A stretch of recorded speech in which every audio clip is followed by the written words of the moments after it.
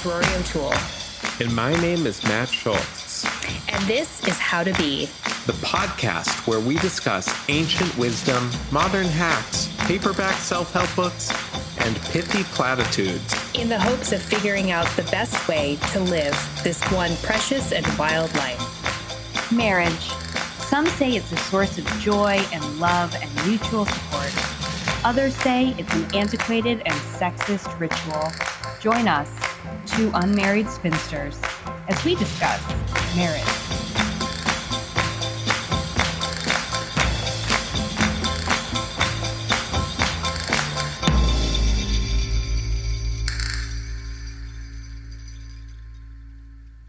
Hello, Matthew. Hi, Roar. How is ya? Doing just great. Got a little glass of white wine here. A little vino verde. So, eat, pray, love of you. You're just dolce fai niente all through this podcast app. I'm even sitting on the floor. Wow. You want to get some asparagus and drizzle a little olive oil on it? I'm on my meditation cushion. Oh, yeah? Now it's going to be multi-purpose? Getting my money's worth. Your multi-P cushion? Okay, so first of all, I just want to say something. Say it. And we've talked about this, but I want our listeners to know. Update. Manifesting doesn't work. My big manifesting summer where we recorded an episode about does manifesting work? And I was going to go all in this summer on manifesting, and nothing I have wanted has come true.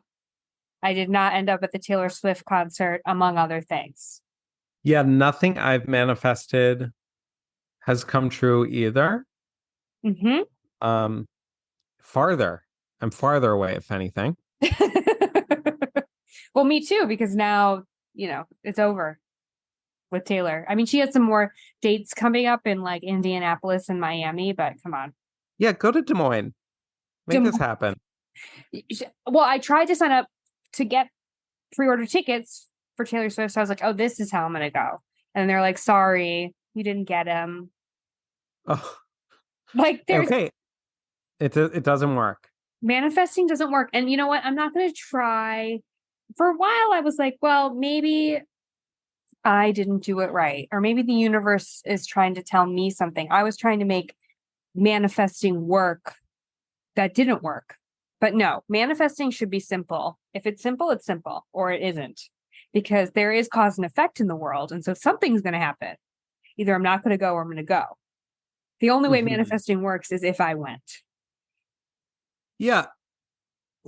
If it's so complicated that you can really do it and not have it work, then it's really no better a solution than being friends with Taylor Swift. Yeah. Okay, like if having the level of spiritual enlightenment sophisticated enough to manifest is as rare and difficult to attain as being friends with Taylor Swift, then this is not an answer to our problems on this planet. Exactly. Maybe there are people out there, spiritual adepts, who can levitate also. Right, but we're not. That doesn't mean I don't have to book tickets, plane tickets, if I want to fly home. Can't just float. That's the thing, is something is only as good as how well it can be implemented. Yeah, but I even think we're giving it too much credit here by even entertaining the idea that it works for some people. I think those people just got stuff other ways. I think that I believe in luck more than I believe in manifesting. I believe some people just like the dice rolls on double sixes more for them because that's just a probability. Some people have to have the dice roll on double sixes all the time. Yeah, that's going to happen. Some people don't. Yeah. And those people are going to feel really like, I did this. Yeah. Oh, of course. That's why I think like Oprah believes in manifesting. Why wouldn't she? Yes. If I was Oprah, I would definitely believe in manifesting. Yeah, I get everything I want to incredible new heights. Every time I dream bigger, it gets bigger. Them inventing Ozempic, I manifested that. That took a long time for her. She did manifest that.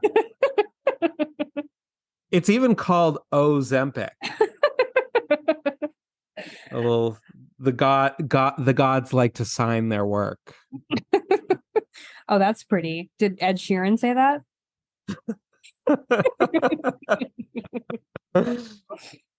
um Okay, so people give up on manifesting. Instead, focus on the feeling. And when you meditate, if you want to cultivate something within yourself, I think that's more realistic.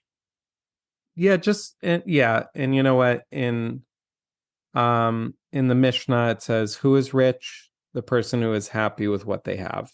No shit, because I do think even people who get what they want because they're lucky, that doesn't not indicate happiness necessarily. No, it definitely does not.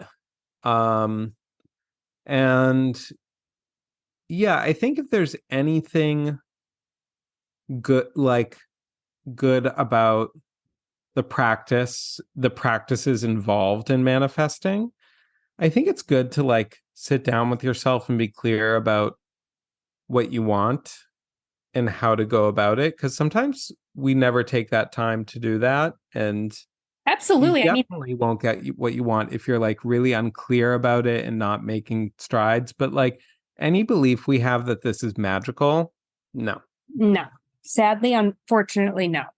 Yeah. Which reminds me, I need to call Patrick O'Brien today. I have to consult him about various things. Our Chicago psychic.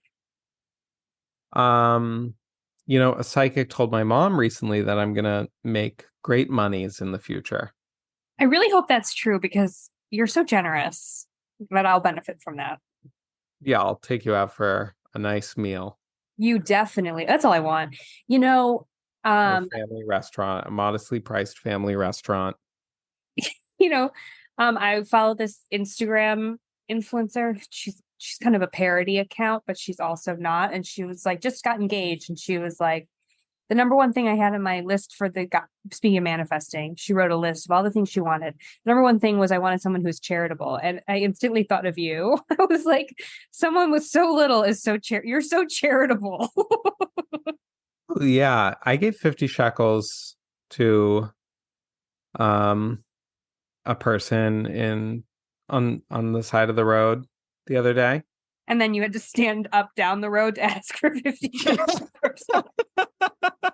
I was like, here's 50 shekels. And by the way, stay away from that corner. That corner's mine. Okay. But that's the thing, is she wrote someone who's charitable. And I was like, I think you need to put in parentheses also rich, because being charitable does not necessarily mean that you have a ton of money.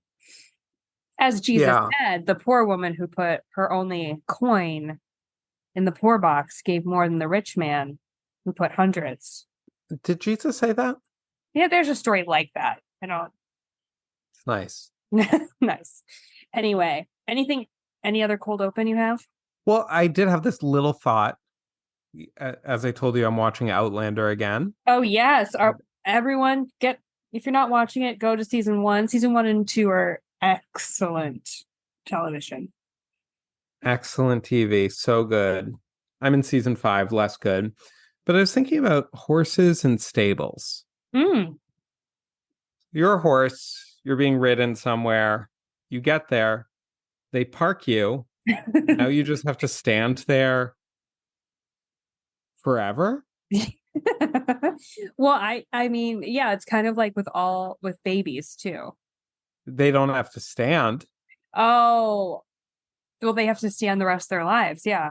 Horses don't get to lay down. If they are laying down, that means they're sick, right? Horses never lie down. I don't think horses are supposed to be lying down, right? They never take a load off. Can you Google it really quickly? I can't picture a horse lying down. I know giraffes never lay down. Yeah, they would never get up. Okay, I'm seeing some horses lying down. A horse can rest or doze in a standing position, which allows their legs to lock. They do lie down during deeper sleep states. So do I. Relate. #relatable. But yeah, they can rest. Okay, they standing up. can. Okay. Oof. So yeah, they park them, and then they just have to stand there. Nothing to read. Dude, Tell me. That's all I wanted to say about that. Just seems terribly I mean, unfair. that's the big question. Are animals, especially animals who are like farm animals, let's say, are they bored? Yeah. I I mean, there's definitely been studies that show that animals suffer from a lack of stimulus. I Like they definitely could go a think little crazy. yeah, I think animals can definitely be depressed. Yeah. But I don't know if they get bored. Hmm. Good question. I think they just kind of go somewhere. If they don't get bored, then that is another superior quality of animals versus humans, Yeah. which makes me think, why did we bother evolving? Big mistake. Huge. Huge. Yeah, kind of. Anyways, today Well, we're talking about another stupid thing that shows that we've probably evolved too far for our own good. Was that too cynical? I mean, The white wine. I think you are pro marriage, which is what we're talking today. So, I right? am pro marriage. Yeah. Yeah. So today we're going to be talking about marriage. Obviously, marriage, I mean, it's the broadest topic, such a broad topic. So we're going to really be talking about like traditional marriage in the Western world. And by traditional, I just mean monogamous, I guess, kind of. Anyway, Yeah. we'll see where we go. But one thing I think that's really interesting about marriage is that it has been around since ancient times. Man and woman have always been mating and living together, but marriage came about from the rise of agriculture and the idea of ownership of land, and that land should go to heirs. And that's kind of how marriage as we know it came about. And as societies around the world became more complex, marriage became more formal. Now, marriage, as we know, was for the majority of human history, not based on love, but more about more an economic tilt, more for economic implications, namely Mhm. property. And that's kind of where I wanted to start it, because I think it's actually crazy how obsessed humans are with property. Even now, it's such a foundation of the human experience. To take away the idea of property would almost to take away society as we know it. Well, okay, so I am so glad you brought this up because I just heard something so interesting about this. Hmm. Okay. Now, I think ownership, private property owning something, that's mine. We think of it as this very, especially in our sort of like anti-capitalist, leftist pinko circles that you and I run in. Um, we think of it as like a bad thing, and we do extend that out to monogamy. You don't need to own your partner, man. Mm-hmm. Mm-hmm. Love's not a finite resource, man. But Walter Benjamin said, this is the thing I heard, and he was very big about objects and material reality and collections. He was obsessed with collections and people who collect things. He said that ownership is the most intimate relationship you can have with an object. Now, obviously, he had not met the woman married to the Eiffel Tower, but it got me thinking, and I was like, that is true. When an object is yours, it unlocks a completely new dimension of relationship with it that we simply don't have with objects that are public or shared or ownerless. Mm-hmm. Absolutely. There's such an added value that comes to that object, a deeper dimension. And I mean, they've done those studies, right, where they ask you, they ask people to value an object and they say, oh, $5. And then they say, okay, the object is yours. Can I buy it for you for $5? And they're like, no, it's worth 20. Like the same people. Yeah, the same people, same object. Like once something is yours, it becomes infinitely more valuable. Wow, that is so interesting. So, wife as property, in Jewish sources, traditional Talmudic sources, a wife is not property, but she's not property. You acquire her, and Mm-hmm. the text in the Talmud specifically derives the laws of how you acquire a woman from the laws of how you acquire a field. So that's that makes explicit what you're talking about with this agricultural connection. Mm-hmm. I've always found that interesting because a field it's not portable property. Um, it's open, it's diffuse. But that's the It's thing is like, that's the property we value most. Our whole society is based on land, ownership of land, which is so theoretical. yeah, And it's like this social contract, even before there were real contracts, marriage was just a social contract that we all take very seriously. yeah. Like the fact that we all just buy into this idea of ownership and of marriage is pretty incredible because it's just the power of tradition, I guess. And the way, the way society living the way society is set up.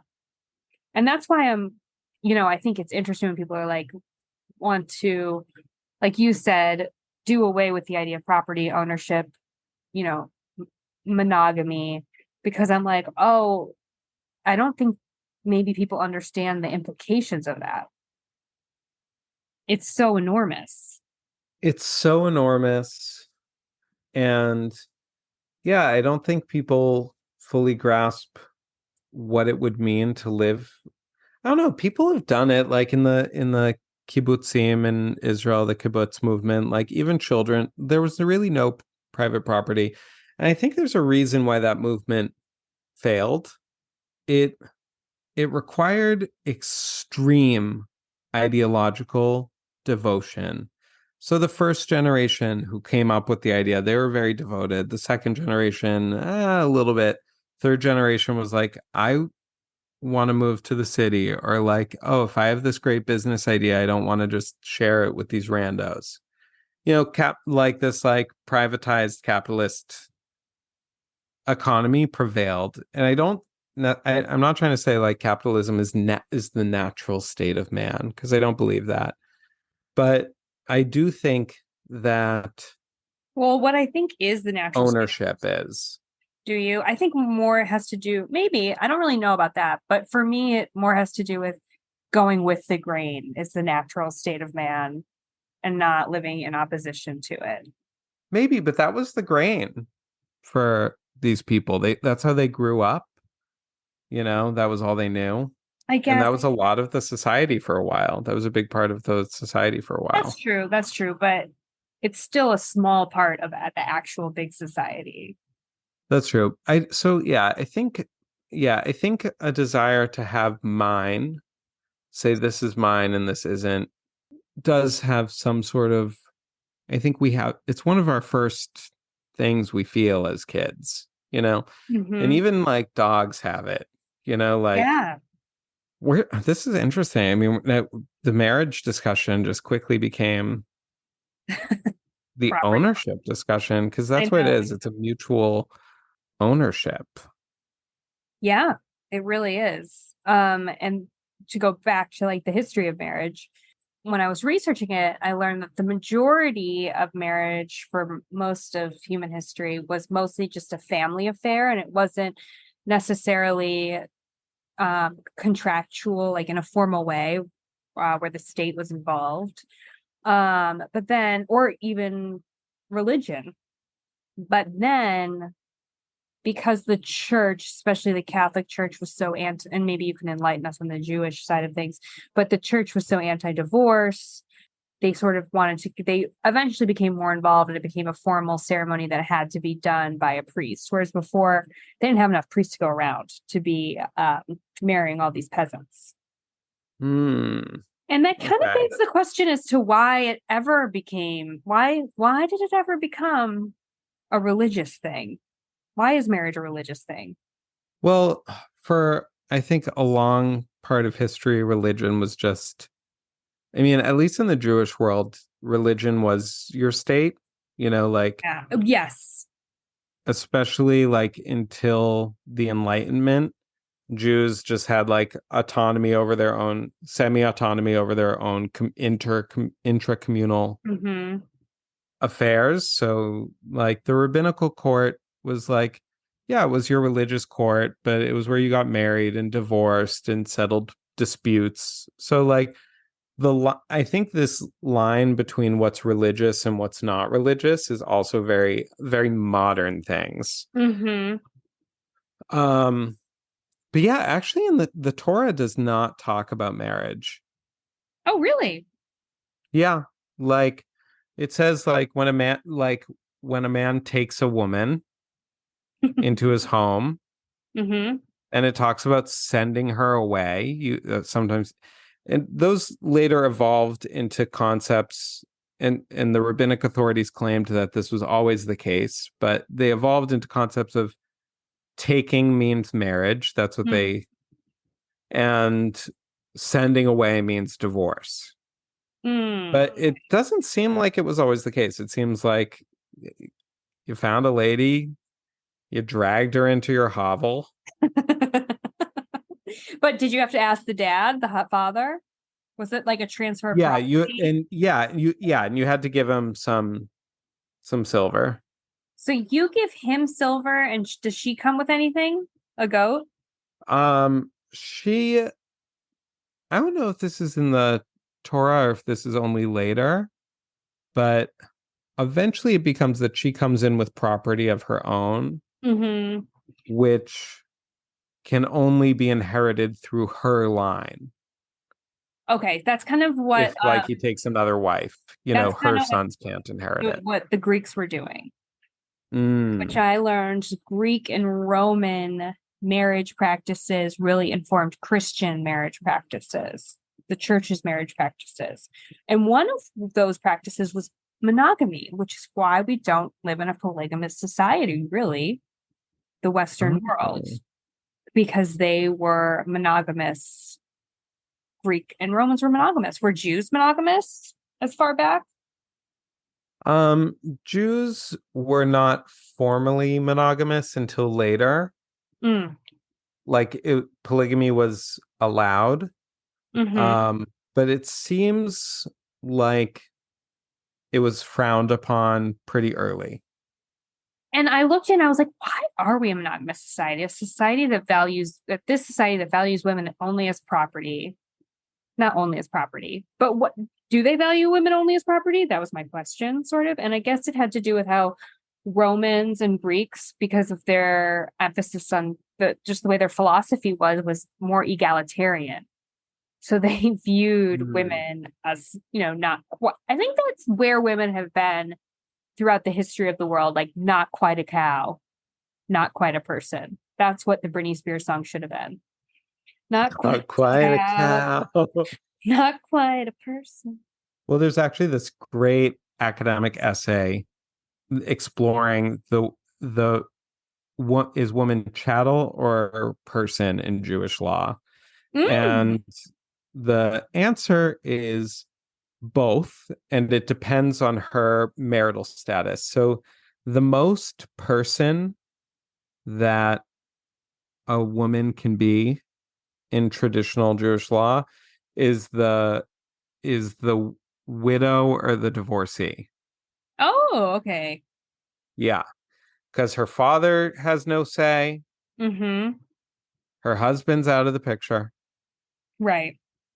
Um, and the married woman and the young girl are both in some state of being between chattel and person. Now, not fully chattel.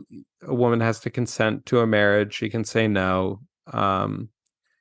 But also a lot of her life is controlled by either her father or her husband. So not quite full. Obviously, she's a person. What we're talking about here is legal personhood. We're talking about Um, the obviously I feel like a person, so it's interesting to be discussing this in this Yeah. way, because I'm like, no, I'm pretty sure I'm a person. No, it's just like the concept of legal personhood being subject to certain obligations and having certain rights Of in a course. fully autonomous way. Obviously, we at the How to Be podcast have taken a firm stance that women are people since about our 15th episode. Before that, we were still having big policy discussions around that. But after soul searching, we've been quite unambiguous on the matter. But yeah, that's begs the question about like, where did this marriage is nothing to do with, I mean, well, does it have nothing to do? But we say it has nothing to do with economic ties, right? And you marry for love, and that came about through enlightenment, which you mentioned, and the idea that marriage could be something more, have an emotional component. And then also, which we talked about in the community episode, the big change of sort of leaving these strong communities, moving into cities, the Industrial Revolution, which led to the rise of individualism, that led to the rise of marriage for love. But I think even in the Enlightenment period, with this emphasis on, happiness, your marriage should be fulfilling, your family life is more than just an economic structure. You were expected to marry someone, like you could choose among a group of people who are appropriate, was kind of the first difference versus just someone who was your father made a contract with. Yeah. But it's not like you were allowed to marry the blacksmith's daughter if you were a nobleman. You can go romping in the fields and spinneys with her. I mean, there is the wonderful story of Rachel, who was the daughter of a very prominent Jew in the year, I don't know, 100 or something, and ran away to be with the penniless shepherd, Rabbi Akiva, who later became the great sage Rabbi Akiva. But so, I think, we like to say these things like marriage was never about love before so and so a point, and we sort of pretend that like it's all cultural, like, oh, before, but I think the human spirit does endure through the ages. See, I get the sense that yes, there was a one-off story here and there, but most average people were like not experiencing a Tristan and Isolde type of love. No, but even today they aren't. Today, most people marry someone that is appropriate, their same race, their same socioeconomic status. Probably they went to college with them, or, increasingly, most people are not having Tristan and Isolde relationships now, but they still feel love. And also, if you really got to the bottom of why people want to get married, I think we would find that those financial questions are still a big part of it today. I want, like, what do you picture when you picture the life you want? Oh, I picture this type of house and my husband and the kids, and we go to the beach on the weekend. It's tinged with romance, but it's not completely divorced from the economic.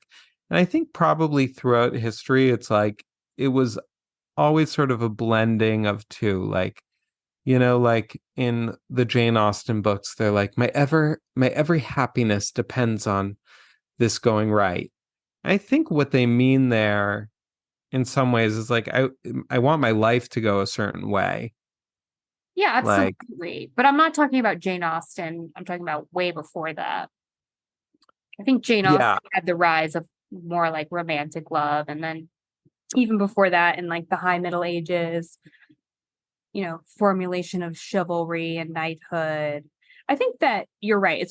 I think the idea of romantic love has been around maybe since the year 100. Even earlier, have you ever read Song of Songs in the Bible? Beautiful erotic love poem. Yeah, of course we've all always experienced and had love, but maybe it wasn't always seen as going hand in hand with marriage. Like even And it Tristan and still Isolde, isn't. maybe Tristan and Isolde, even Tristan and Isolde weren't married. They were having an affair. But They're just talking. what? They were just talking. It was an emotional affair, which is actually even worse than a physical affair. I'd rather my husband have a one night stand than be in an emotional affair. Anyway. Co-worker. Yeah, I think that people fall in love, right, with people who are like them because you have to like, what is love? It's sort of commonality. There's a huge component of that is like of understanding the other person and feeling understood. And in order to do that, you end up finding people who are like you, like they have a similar background as you, or they have similar values as you because, you know, you both went to this type of school and you have these types of friends. And so, you know, that makes a lot of sense to me that people choose people who are, especially if you're religious, you want to be with someone religious, etc. Yeah, like, you know, we'd love to think that it goes down the way it goes in Cinderella, where like the prince marries the girl sweeping the chimneys, you know, or whatever. Yeah. She was mopping the floors. But in reality, you know, a girl who had been subjected to the life that Cinderella had been subjected to would probably be a lot more coarse. And the Oh, prince just, you know, she would be like, "Oi, oi, Prince, these are my oi, mice. prince, this palace is huge. I have to Gotta clean just this keep whole palace, going." Prince. Better get So started. he just wouldn't like her. He Of just course like no. she was so sweet that Leslie Ann Warren, so sweet and refined. Are you talking about the Rogers and Hammerstein? Oh, of Cinderella? course. The song I sing every time I sweep the floor. In my own little corner. That one. Yeah. You found your My love. love, my partner said something interesting. There was also a line similar to this in that terrible Laurie Moore book I read recently. But my partner said, two people living a life together. It's a crazy idea. It is a crazy thing.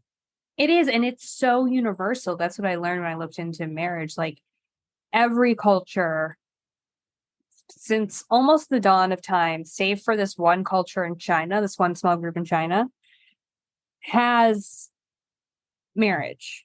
What do those Chinese people do? They get pregnant, the women get pregnant, and then the father is not involved in any way of raising the children or living with them or supporting them in any way. They instead have like female societies with their children where you like live with your mom and your sister. Oh, And occasionally the man comes for like important events in the child's life.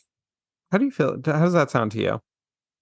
I don't get how it happens if you I just don't get it because it's like, how do these people make money if they have children? The mom is what are these men doing with all their money? Yeah, I need more information From a about financial standpoint, I forget. Well, let me Google the Chinese people who don't get married. But apparently, based on this, Chinese people are not getting married. I knew that's what would come up. The generation of Chinese Gen Zers aren't interested in marriage and kids. But okay, so you famously don't want to get married. Why don't you talk to the audience about that? Also, it's like you're in a long-term committed monogamous relationship. Like, are you married? You know, like, are you just married? Like, what is it? What is it about the marriage that you're not interested in? I don't want to seem like I'm anti-marriage because I'm not married. So because I'm opting out of this thing, I think people maybe they feel like I judge marriage or something like that. And I'm doing an episode on marriage. I don't Hmm. want to come across that way because I love weddings and I think it's great that people want to get married. But for me, I don't really know why I don't want to get married. I just really don't want to. I have no desire to. And I think it's interesting that so many people still do because marriage, as we've been talking about, just used to mean something so different. And now we still have it, but the meaning, like, can you still have, is it even the same thing? as it once was. Like it's the same word, but it's almost devoid of its original meaning. But isn't kind of everything like that? Like friendship and religion. Okay, religion's a big one. Also, like God, our concept of God is like changed so much. Of course, but more people are opting out of God, and less people are in America opting out of marriage. You're I right. read somewhere that like only 8% of white women, i.e. me, over the age of 35 are unmarried. Okay. That's incredible to me. I think it's really interesting that people still really want to do it when to me it's completely unnecessary and it seems very burdensome to have to make all these decisions about what your wedding is going to look like. Perhaps, but I also don't want a marriage. I don't want a marriage. I like being what I have, liking what I have. Hmm. So it's not just the wedding, because the I, wedding, yeah, there's the wedding and there's the marriage. do you think that people would get married as much if they couldn't have these big weddings? It's an incredibly interesting question. Yeah, like, do people want, I don't know, like I saw this person on Facebook recently post like they're, that they've gotten pregnant and they just got married like a few months ago. And I was like, okay, for some people, like, the wedding does signify like, okay, let's get moving on this like new stage of Right, our lives. right. Like it's a starting line. Whereas like I think in my world or in the way I think of things, like it doesn't matter so much like which side of the baby the wedding is on. If it Mhm. also, I was like, almost like when I saw the post, I was like, isn't there something a little silly about it? It's like you did this thing and now and now all of a sudden you do this other thing. There's a silliness to it. I mean, there's a silliness to everything if you think Yeah. about it too Well, it's much. just a weird social contract that we all have, like this weird tradition that we all still really buy into. But weddings in particular are pretty interesting because they aren't the history of them and the way we do them now isn't that actually long. It's actually Yes. fake history, Yes. fake Read the traditions. Gia Tolentino essay on weddings if you haven't already. It's also like, yeah, it's like this big day where you have to make all these decisions and it costs a fortune. The average cost of weddings in 2021 was $28,000, which I think is low. Most of my friends, I think, have spent more around the 50 mark. Yeah, it's so, so, so crazy. Okay, like, and I really think it should go back to what it was. You wear the best frock in your closet, you gather your close friends and family, um, the ones who you like live with and near, Yeah, proximity determines the guest. proximity. You cook a big lunch, you do it in your yard, and you call it a day. It's already starting to sound expensive just by feeding people, though. But yeah. I think it should have the same, it should be like a kid's birthday party. Okay. You're going to spend a little bit of money on your kid's birthday party. Sure. You're getting a cake, you're feeding a bunch of people, you have to buy burgers. I don't know. But at the end of the day, it's an afternoon in your yard. Yeah, absolutely. Absolutely. I mean, everyone talks about the outrageous cost of weddings, but what I think happens is everyone gets engaged and is like, I'm just going to have a really simple wedding. And then it just like starts adding up so quickly and you're mid planning that you just keep going.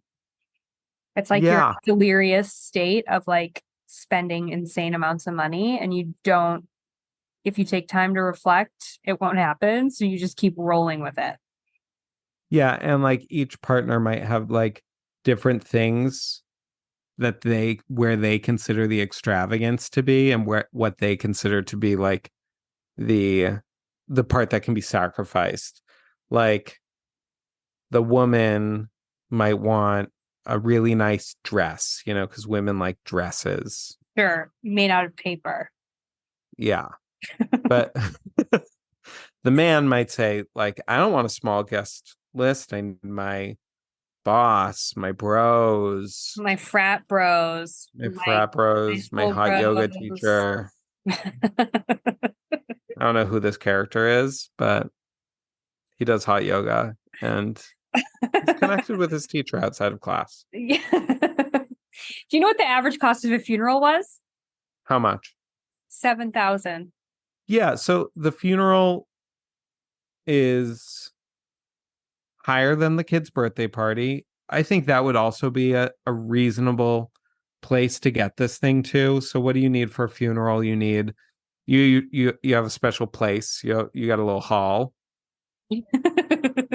Now we're involving a hall.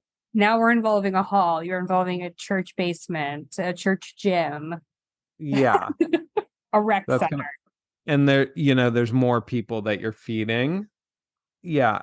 We'll see. I plan on having a wedding in my life, and even, I who knows if I'll manage to keep it at the kid's birthday level. Well, why do you want to get married? Is it because it's a religious thing? No, for me, I don't really know why. I just do. Mm-hmm.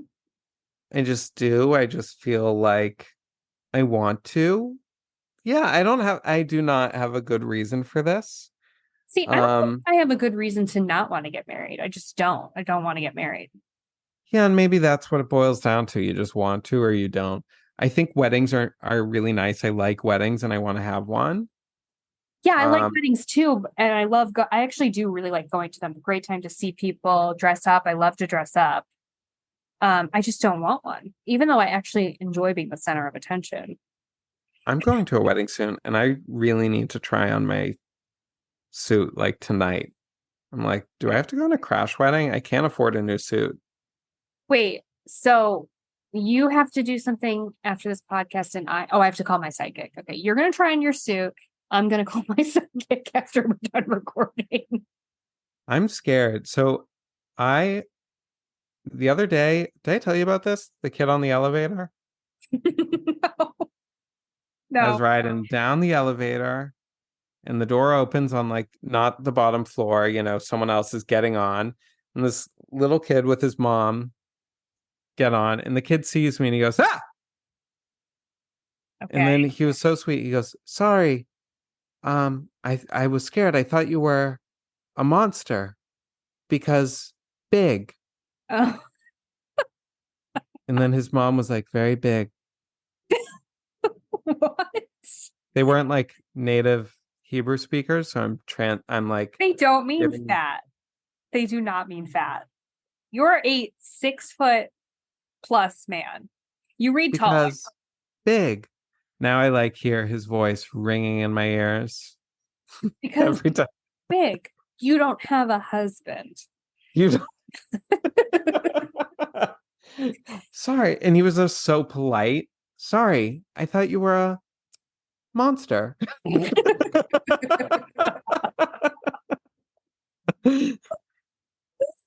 But I do think it's interesting that people still do want to get married at the rates that they are getting married. Most people do get married.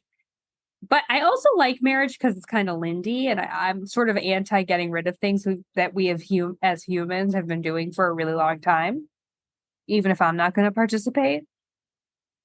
Well, okay, let's get real about something here. Mm. This life business is very hard to do on one's own.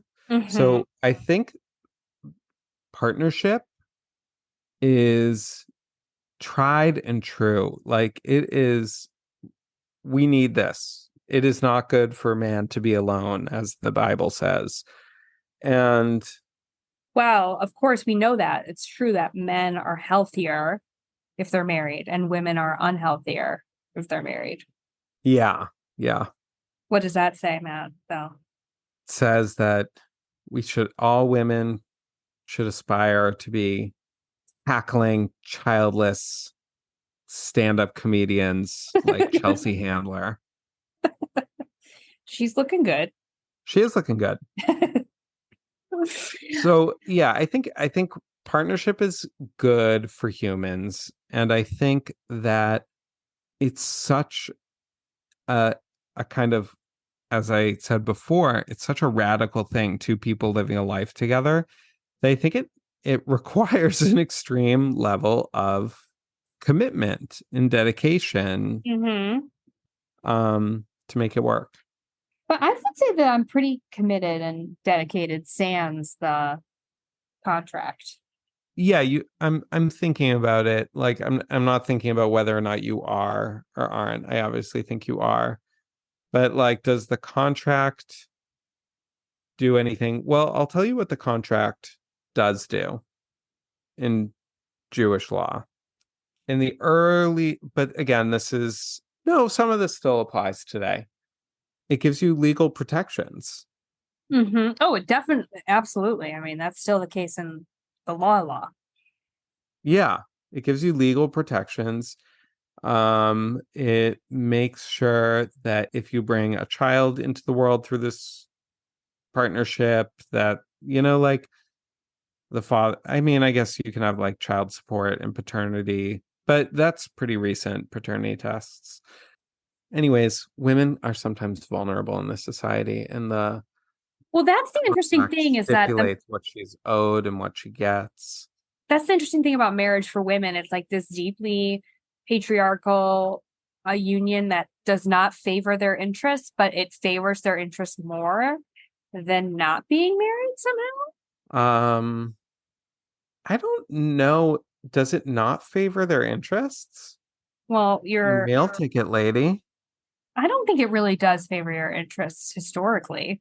I think it would have been better if women could open a credit card in their own name without being married. Okay, but like we said, in this Chinese society, how how are the women getting that elk meat? Well, that's what I'm saying. Like both sides are like bad for women. So I think the marriage favors does consider the woman's interest by making sure she has access to elk meat.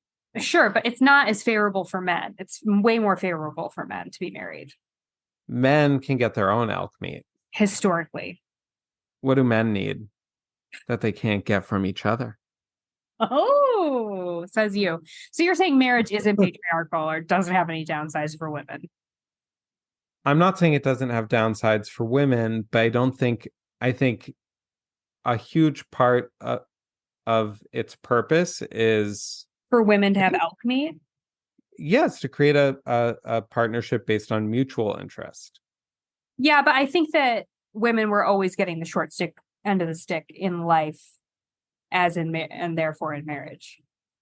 Like they couldn't inherit their husband's property necessarily. If he died, it would have to go to his firstborn son. Yeah, That's not good. That doesn't favor women. no. And on and so forth and so on. Many, many laws like that. Not being allowed to divorce, but a husband's allowed to divorce you. Well, yeah, that's not very good. So, but also being single for most of history has also been bad for women. You're a burden to your father, as he often would remind you. Or you, like I said, you couldn't get a credit card or a loan or buy a house or anything. Yeah, until the 90s when it became That's fun to sick. be single. That is sick. And then all of a sudden, the single girl. You're just at the mercy of this person who you married, who you don't know very well. And if they don't treat you well, you're fucked. No, it is serious. It's real. It's very real that women have been like burdened by this institution or just by being women and not Yeah. fully seen as some more than a cow, less than a person. Oh, yeah, absolutely. I guess what I'm wondering though is like, is the fact that it's like an unfair contract mean that it would be better to not have a contract though? Or that like, do you know what I'm saying? Well, that's what I'm wondering. I'm like, well, it sucks. There are legal protections more for women if you're like married, right? You get alimony in addition to child support. You may Yeah. have to split your assets. in a no fault state. I mean, it depends on the state, depends on the laws. There's a lot of factors, so it's hard to make a sweeping generalization. But at the same time, I just can't believe that. I don't know, like you're married to someone and they would treat you that badly. It happens all the time. What's wrong with people? I mean, people can be terrible. Jesus. And then they, obviously men, Dust City, USA are way more likely to remarry after getting divorced. And I think that says a lot.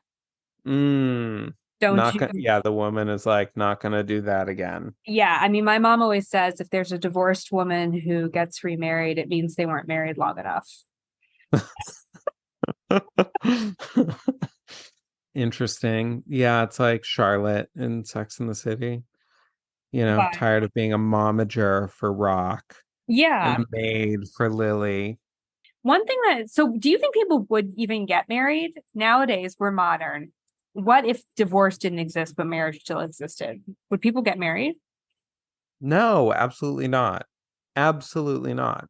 Yeah. So what is marriage now that if you can get divorced?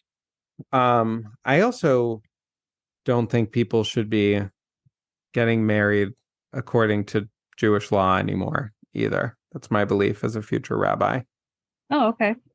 I think we need to draft a whole new contract from scratch. I think the old one is unworkable. Interesting. Frankly. Now, like this is interesting. There's something in Judaism called a concubine contract from back in the day. Mm-hmm. It hasn't been in use for obviously like millennia, but people have started bringing it back because the concubine woman has more rights in her contract than in the marriage contract. Doesn't have to wait for a divorce. Either partner can dissolve it. See, geez Louise. Let's bring that back. Yeah, I guess. I don't know. So I definitely think, yeah, it's like the nature, the idea two people committing to each other is not the issue. It's the nature of the commitment, which is the issue. So if the nature of the commitment was once you're in, you can never get out, I don't think a single person I know would do that. I if they told you, a lot of people, if you ask them, would be like, yeah, marriage is forever and we're never gonna get divorced. Yeah. But I think if you ask those same people, okay, instead of wedding rings, we're doing tramp stamps, tattoos of each other's names that can never be removed. They probably wouldn't agree to that. Somewhere in our mind, we know that this is a dissolvable contract, even if you're deeply committed to it. Absolutely. I think the only people who would get married then would be like 20-year-olds. Fools. I think only fools would get married. It's interesting because like divorce in America is varies so much based on demographic information. So the demographic least likely to get divorced, educated white women. And Jewish Wiccans. What? Jewish Wiccans. Jewish Wiccans. If only it got down there. And the religion least likely to get divorced? Hindus. And that makes sense, I think. Mm-hmm. Maybe. And as your income increases, you're less likely to get divorced. So once your household income reaches 200,000, the divorce rate remains steady at like 30%. But then it starts to decline again when you reach 600,000.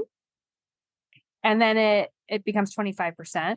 But then once you exceed 600,000, you're back up again. Yeah, well, the super rich love to move apartments and houses all the time for some reason. And they love to get divorced. Yeah, because it's easy, because both of those things become easy. If you could move and you can afford any place and you don't actually pack any boxes, right? Why not? And which is the religion? I already know the answer to this because you told me. Which is the religion most likely to get divorced? Oh, evangelicals, which I love because Yeah. evangelicals are so high and mighty about an open womb policy to their women and serving their man and those traditional gender roles of marriage. And I'm like, yeah, those are not good, actually. That is not a good contract that people actually like living in. I don't know. It's like, is marriage something we as a society should value and encourage? I don't think we should be in a society that has so utterly devalued all kinds of commitments. Yeah. I don't think we should devalue this one. So we should be encouraging marriage, like making it more desirable, you think?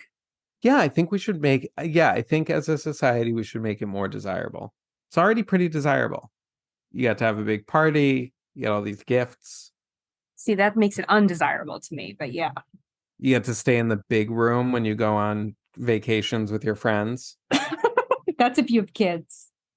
If there's no one with kids, though, it goes to the married couple or the couple. It's so hard to be a single woman in this world. Like that sucks. You don't get anything. You get trash, trash, trash. I know. That's why, like, when Carrie Bradshaw married herself and registered at Manolo Blahnik, like, it's a great point. It's like this world is not set up for the single woman. And now that she has to marry for love. But also, okay, let's think about it. Like when I graduate from rabbinical school, I'll have some sort of party. I'll be duly celebrated. No, you won't. By my family with a little cake and a meal. Now, but it will be a child's birthday level. Exactly. You won't have the celebration of like you get to literally put on the internet what gifts you want everyone to buy you. Yeah. So I don't think the problem is that single people don't get that. I think the whole thing is too much. Now, maybe that contradicts with what I just said about like us wanting to induce this in society. Mm-hmm. But I do think it's too much. And I think that honestly, we would be so liberated as a people if we could be liberated from the fact that meeting the love of your life means paying a $50,000 tax. It doesn't. To a bunch of don't have to get married and event halls, you just don't have to get married. I think, in my opinion, if you're the type of person who's going to commit to a person, marriage isn't going to influence that either way. Either you could be married and very uncommitted, or not married and very committed, especially now that we have divorce. No fault divorce, you're just getting the state involved in your breakup. Yeah. But I again, I don't know. I feel so conflicted because I'm like, I like the idea of marriage because it's so old and seems so human, An old venerable institution. But we've degraded it so much that it's like, what even is it anymore? It's always been degraded to a certain extent, just in different ways. It reflects the degradations inherent to the institution, to our time. Yeah. Well, what's your relationship with marriage as a gay man who couldn't get married for so long? Like, how did you view marriage? Well, I always believed that it would be there for me by the time I needed to avail myself of it because I had an unflailing belief in historical progress as a child, which I no longer have. So you manifested gay marriage for this country? Yeah. It was like by the time I'm getting gay married, there will be gay marriage. And you know what? It's so far it seems that I was right. I hope I don't miss the boat. Yeah. You never know. Yeah, it's an interesting thing because it's like the gay marriage is not Lindy. But according to Gia Tolentino, it tends to be more successful in at least a couple metrics. The only one I'm really remembering from her essay right now is that gay married couples, when asked if there's a fair distribution of labor in their house, say yes, even when they're and feel that there is, even when there isn't. Oh, interesting. So even when it doesn't, so they're more likely to be doing things roughly 50-50, but even in a household that's doing 70-30 or doing different things. There's no So resentment. like there's no resentment, probably because it's happening based on like affinity. Oh, like gay men love to clean. So it's Yeah, actually probably a fight over who gets to do the floors. No, I'm saying like one of them probably naturally does more and the other naturally does less, rather than in a straight marriage where affinity doesn't matter. The woman is expected to shoulder the brunt of the domestic labor. So that breeds frustration and resentment. Yeah, I mean, that's the thing is like household labor in a household where both partners work is getting more and more even. But among the couples where it's not even, obviously it's always the woman taking on more responsibility. It's never the man. Not never, but statistically Very less, rare. especially when it comes to all things to do with childcare. So can I tell you though that half of Gen Zers and millennials say gay and lesbian couples being allowed to marry is a good thing for our society? Only Only half? half? According to the US Census Bureau? What did the other half say? I don't know. 33% of Gen Xers and 27% of boomers. This is this is from 2019. So maybe a lot. I mean, I do think that on the gay marriage issue, there's a lot of traction towards more support, but I still think that's incredibly low. That's incredibly low. I'm shocked. I'm like, okay, I probably won't have this right for very long then. It's really fucking Does crazy. not sound like a stable majority, the kind of stable majority that I'm looking for. And maybe it's the way they phrase the question, good for society. Yeah, and Gen Zers are like, no. Like society won't even is bad in and of itself. So Yeah.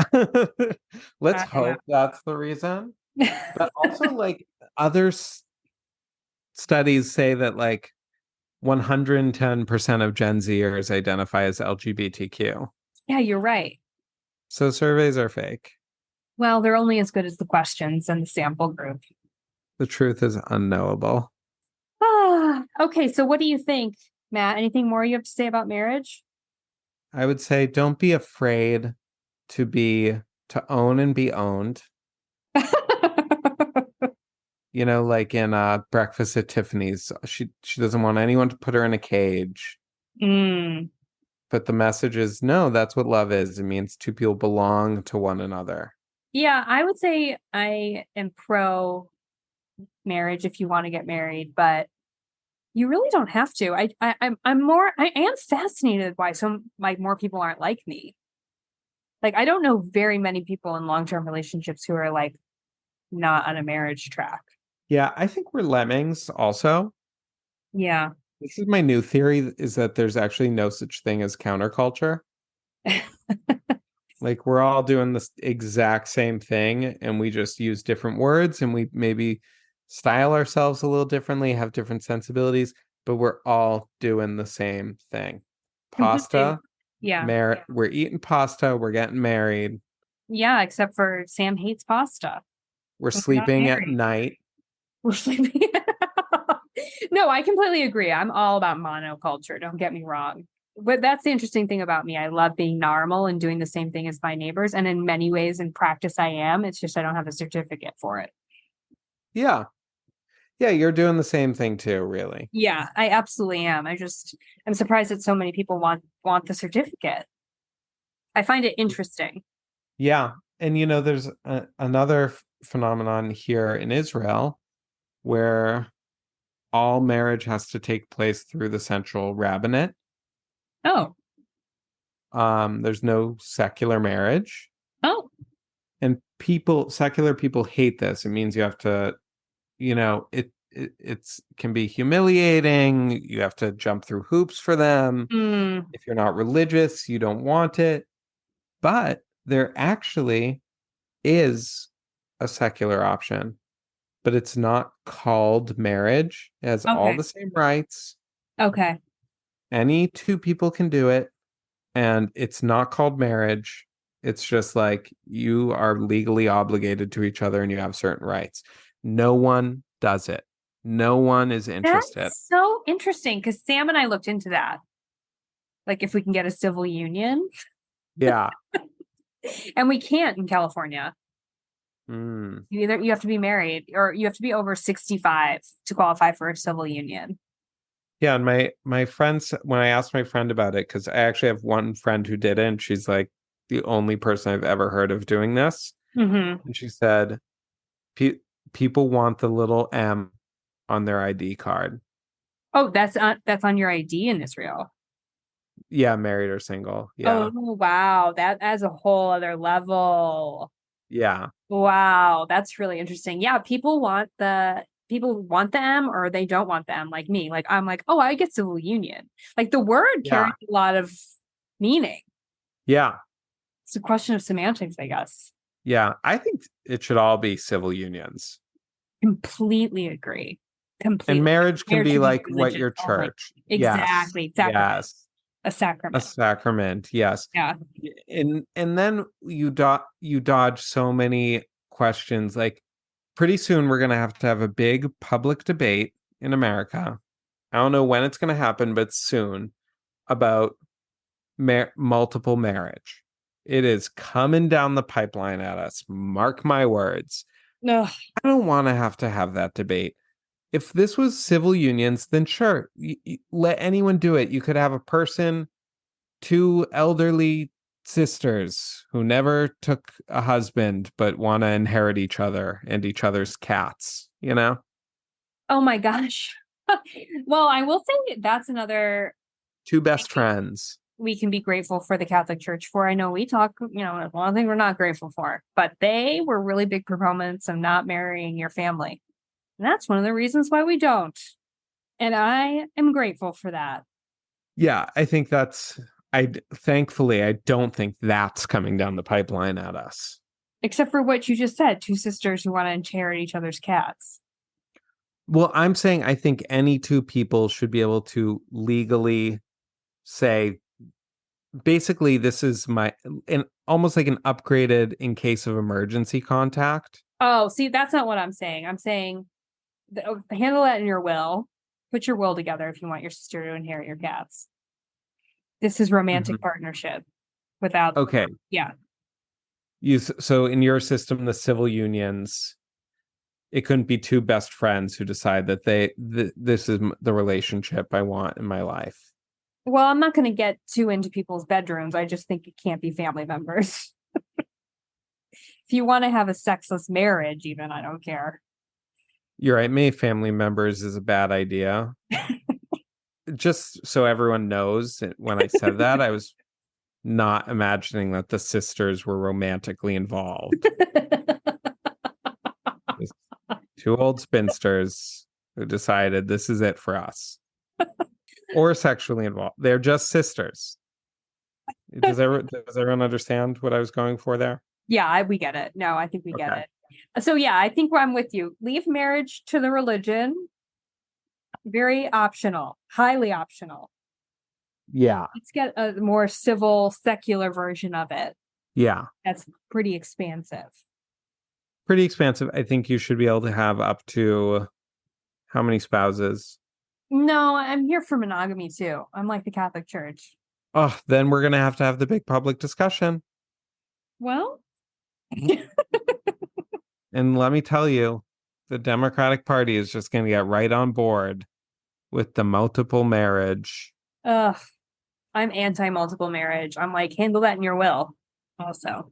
Yeah, I think the civil union should have an option for up to 4 people a square. Why does it have to stop at 4, Matt? Like the debate's coming. I'm thinking about citizenship. Okay, maybe unlimited, but you can only sponsor citizenship for 2 people.